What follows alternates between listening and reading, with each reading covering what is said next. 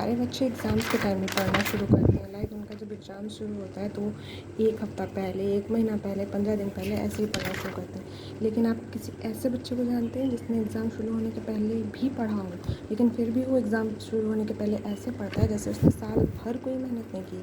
तो हाँ, मिलाती हूँ मैं आपको ऐसे बच्चे से, ऐसी बच्ची हूँ मैं।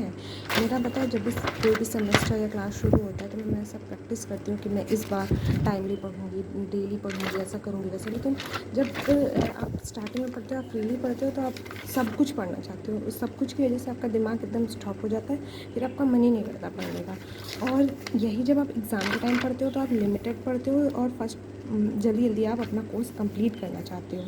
तो इस वजह से आप चाहे जितना स्टार्टिंग से पढ़ लो, अगर आप जब एग्ज़ाम के टाइम पढ़ोगे वही पढ़ाई आपको मैटर करेगी। तो वही मेरा एग्ज़ाम स्टार्ट होने वाले हैं। 1 जून से मेरा फर्स्ट एग्ज़ाम है और आज है 25 मई। मतलब मैं बीए सेकेंड सेमेस्टर में हूँ, तो उसके अकॉर्डिंग मेरे 6 मतलब इस बार मुझे 7 सब्जेक्ट्स के एग्ज़ाम देने हैं, बट एक वो राष्ट्रीय गौरव वाला है, उसको पास करना होता है।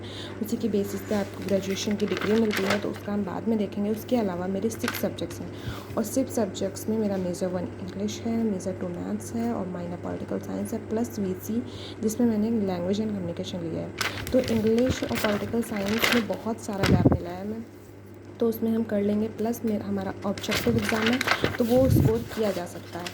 बट मेरा जो मेजर 2 है यानी कि मेरा मैथ्स, इसके 2 पेपर, इंटीग्रल कैलकुलस और ज्योमेट्री, इसका मैंने सोचा था मैं पूरा यूनिट कंप्लीट कर लूँगी एग्ज़ाम के पहले, फिर एग्ज़ाम में सिर्फ रिवीजन करूँगी। बट अभी मेरा इंटीग्रल कैलकुलस का मेरा यूनिट 1 हो गया है और यूनिट 2 मैं कोशिश कर रही हूँ कि कंप्लीट हो जाए। और ज्योमेट्री का मैंने खोला नहीं है, कोशिश कर रही हूँ कि आज मेरा कम से कम इंटीग्रल का यूनिट 3 तक हो जाए और ज्योमेट्री का भी ऐसा ही हो जाए, तो मैं थोड़ा बैलेंस बना सकूँ, कुछ क्वेश्चन सॉल्व कर सकूँ। क्योंकि हमारा जो पैटर्न है वो हमारा 100 MCQs आएंगे और हमें 75 ही अटैम्प्ट करने होंगे। तो अगर मेरी 3 यूनिट अच्छे से कंप्लीट हो जाएंगी तो मैं 75 क्वेश्चन भी कर सकती हूँ, और अगर टाइम मिला तो एक यूनिट लास्ट में भी कर लूँगी। लेकिन प्रैक्टिस बहुत ज़रूरी है, क्योंकि लास्ट टाइम भी मैंने सब कुछ कवर कंप्लीट करने के चक्कर में मैंने बहुत सारे मिस्टेक्स कर दिए थे और एंड टाइम पे मैं सब भूल गई थी।